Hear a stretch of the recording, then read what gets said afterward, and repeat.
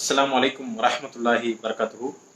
Dear brothers and sisters, we welcome you all to the series. Let's get straight into the question for today. The question for today is: are congregational dua allowed in Islam, and what is the ruling in Islam about congregational dua?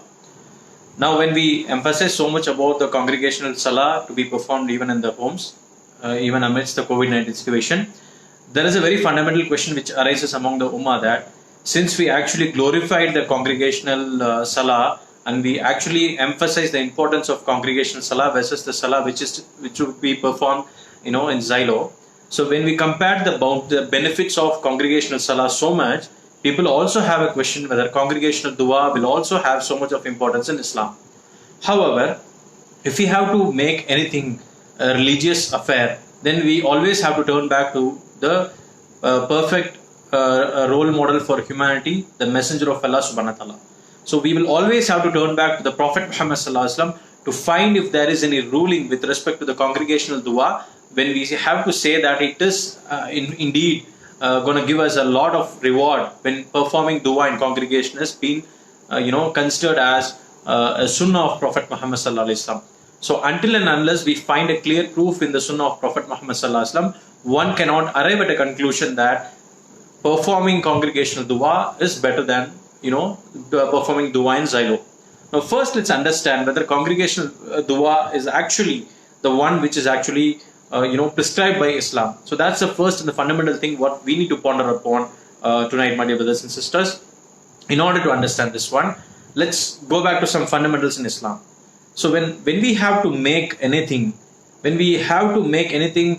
permissible in Islam, rather when you have to make anything which is considered to be the one which is going to reap out abundant reward for us in Islam, the only thing we should see is that if it has any relevance in the sunnah of Prophet Muhammad sallallahu alaihi wasallam. Now coming back to the congregational dua, what is a congregational dua? So unlike an ordinary dua, so we all know that the supplication is so much given importance in Islam that Allah loves the person who's supplicating Him. So Allah is the creator, and when the creation basically turns down to Allah and raises his hand and asks for something, Allah is so much happier, and He will be glad to provide us what all we wanted. There's no doubt about it with respect to the immense amount of happiness Allah subhanahu wa ta'ala will achieve when a person is going to turn towards Allah and ask for a supplication. Now the question here is not about supplication. The question here is about whether supplicating in congregation, performing a dua in congregation, is allowed in Islam. What do you mean by that? That means when one designated person recites some dua in Arabic or in the native language, and immediately after that dua is recited, the people who is actually surrounded by that person, be it a religious leader or a da'i or an imam of a masjid, the people whoever is in that gathering rather just say Ameen, and that's all about congregational dua. But if we have to understand whether congregational dua is actually in Islam, we could, if you search the hadith of Prophet Muhammad sallallahu alaihi wasallam, we will actually find only one instance where Prophet Muhammad sallallahu alaihi wasallam has permitted, and in fact he has given us now abundant amount of importance for that particular congregational dua, and which is all well known to us. That congregational dua is the one in which every 5-time salah, rather any salah which is recited, any salah in which the Quran is recited loudly by the Imam, it could be the Fajr, it could be the Dhuhr, it could be the Fajr, it could be the Maghrib, it could be the Isha. Apart from this, it could be the Friday Jummah salah as well. Any salah where the Imam recites the Quranic verses loudly, these are the salah where Prophet Muhammad sallallahu alaihi wasallam has allowed us to say Ameen. And when do we have to say Ameen? Just go back to Sunan Nasa'i, hadith number 927, where Allah's Messenger said, when the Imam says, غَيْرِ الْمَغْلُوبِ عَلَيْهِمْ, so not in the way of those who earned your anger, nor of those who went astray. When he says غَيْرِ الْمَغْلُوبِ عَلَيْهِمْ وَلَا الضَّالِّينَ, when he says that one, and he starts saying Ameen, and when we also say Ameen, the people who are all following the Imam say Ameen, following the Imam's instruction, immediately after the Imam recites that Holy Quran verse, And when we say this Ameen, and when the angels also say Ameen, and if our Ameen and the angels Ameen basically overlap, when both the Ameen actually come in this, it happens simultaneously, then the reward for that person is, Allah says that his previous sins will be forgiven. That's what the Messenger of Allah subhanahu wa ta'ala has given us an indication, that if we say Ameen, when the Imam says Ghairul Maghdubi Alayhim Waladdallin, and that Ameen coincides with the Ameen of the angels, then all our previous sins are forgiven. So it is perfectly fine as long as we say Ameen during the time when we are following the Imam in the Salah. So this is the only occasion, if we search the authentic tradition of Prophet Muhammad, where we would find that if a person recites a dua and the follower of the person or the person who is in the same gathering, if he says Ameen, he will be rewarded. Other than this one particular instance, there is nowhere in authentic tradition of Prophet Muhammad where we will find an evidence to see that if a person recites a dua in Arabic or in a native language, and if the people surrounded by him or the people among the gathering, if he says Ameen, he will be rewarded. There is absolutely not even a single time where it is mentioned in the tradition of Prophet Muhammad sallallahu alaihi wasallam. Now we all know that Prophet Muhammad sallallahu alaihi wasallam insisted so much in congregational salah. There's no doubt about it. When people around Prophet Muhammad sallallahu alaihi wasallam wanted an exclusion, wanted basically an exception from attending the salah in congregation, Prophet Muhammad sallallahu alaihi wasallam did not allow them. Rather, he invited everybody to come to the masjid. As long as the sound of the adhan is audible for them, they are all encouraged to come to the masjid. And we all know that mostly, predominantly, Prophet Muhammad sallallahu alaihi wasallam is the one who would lead the salah of the people. He would be the imam for the people, for the Sahaba Ikrams, and Prophet Muhammad sallallahu alaihi wasallam is the person who will be leading the salah.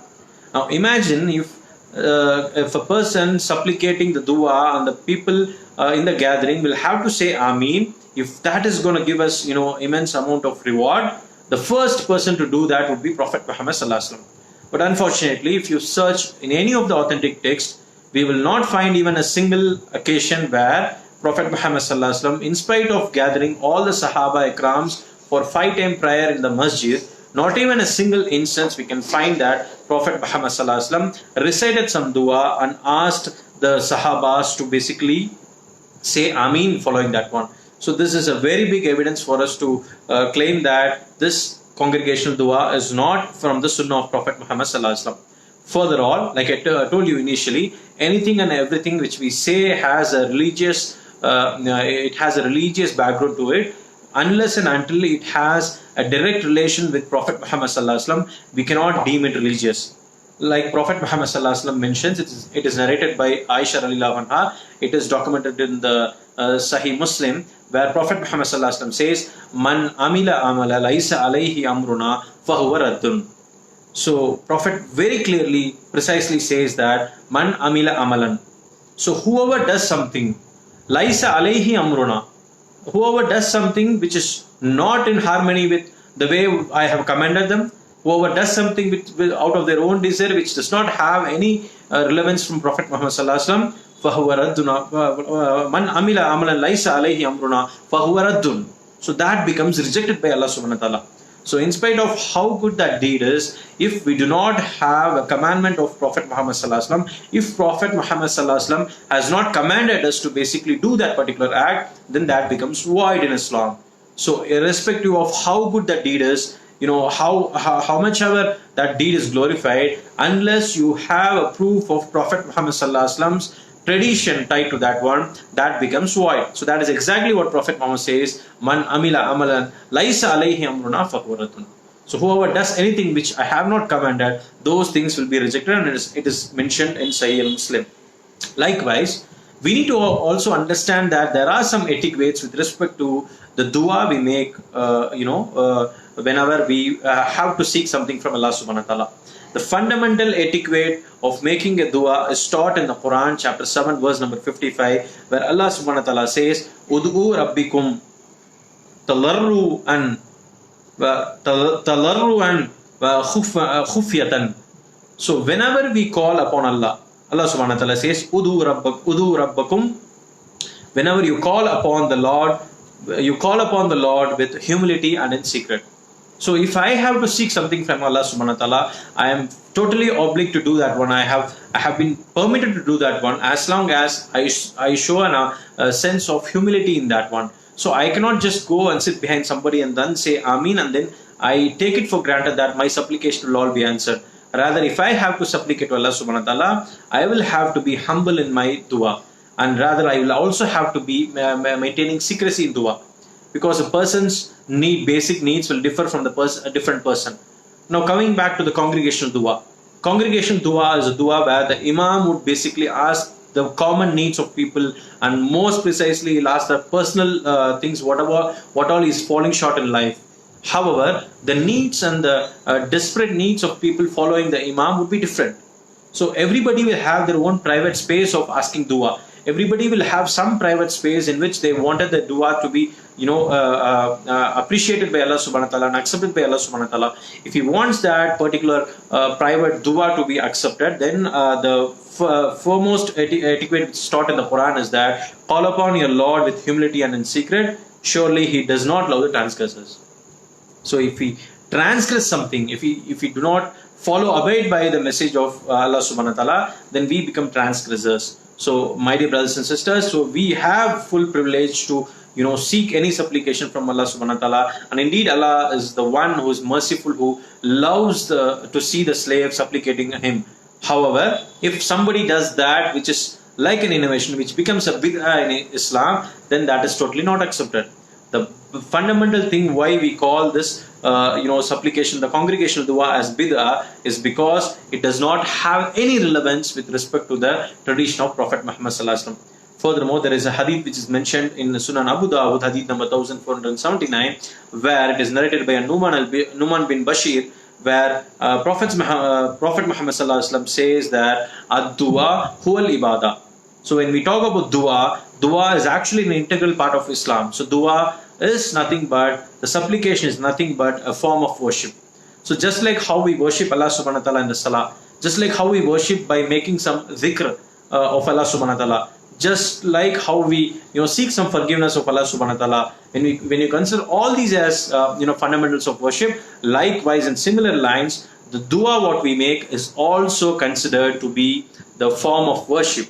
Now coming back to this, when it is actually defined as a form of worship, we cannot and we will not have to arrive at a designated model of seeking supplication from Allah subhanahu wa ta'ala unless and until it is prescribed by Prophet Muhammad sallallahu alaihi wasallam. So that's the fundamental essence of it. And to answer the question very shortly, we should not participate in this congregational dua. Congregational salah is totally different, and the benefits told for congregational salah is totally different, and we will have to adhere with respect to congregational salah. However, when it comes to congregational dua, there is no relevance you can find in the authentic tradition of Prophet Muhammad sallallahu alaihi wasallam. And just to give you one more one more thing to ponder over, though we do not take this as a fundamentals of Islam.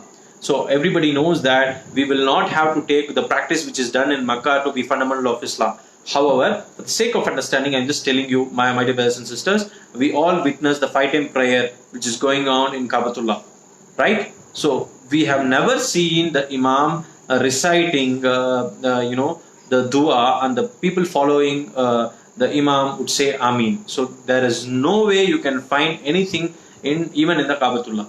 Though I am claiming again that we should not take it for granted that anything and everything which happens in Haramain is considered to be having authentic roots with Prophet Muhammad sallallahu alaihi wasallam. I am not even saying that one, because there are certain subtle things which they actually differ. We'll try to cover them going forward. But I am telling you, even for the sake of understanding, we cannot even see them do that one, right? So this is one fundamental thing we need to ponder upon. And supplication in gathering, like one person saying, reciting a dua in Arabic or a native language, and the people following him just saying Ameen, has got no single evidence from the authentic text of Prophet Muhammad sallallahu alaihi wasallam. And the basic etiquette of asking dua is to be humble in asking dua, is to be submissive in asking dua, is to be maintaining secrecy in asking the dua, and that is what Allah subhanahu wa ta'ala emphasize us as an etiquette of asking, supplicating to Allah subhanahu wa ta'ala in the Quran chapter 7 verse number 55. So there is absolutely no question of a congregational dua ever established in Sunnah. However, when people say that, there are some narrations of some, there are some fatwas of some imam where they claim that it is permissible to offer the congregational dua. There is no hadith tied to that one. It's just based out of their own desire, and we don't have to follow their own desire. Let's stick back to the sunnah of Prophet Muhammad sallallahu alaihi wasallam. Let's turn back to the book of Allah and the Prophet Muhammad sallallahu alaihi wasallam in all the affairs, and especially when it comes to the affairs of worship. Allah's Messenger knows better than anybody in this Ummah, and let's take him as a role model. And going forward, not only for this congregational dua, any form of worship we do with respect to Islam, we should ponder over the fact that it should have at least the action or the commandment or at least the recommendation of Prophet Muhammad sallallahu alaihi wasallam. And let's stick to this, my dear brothers and sisters. So we come to the conclusion of this program. I sincerely urge my dear Muslim brothers and sisters to pose your questions to 9886 944 That's the WhatsApp number we have provided. And inshallah, in the coming days, let's try to cover as many questions as possible and make benefit of this Ramadan and try to build our Islamic knowledge. Both you and me, let's learn Islam together. Wa akhir da'wana walhamdulillahi rabbil alameen. Assalamu alaikum wa rahmatullahi wa barakatuh.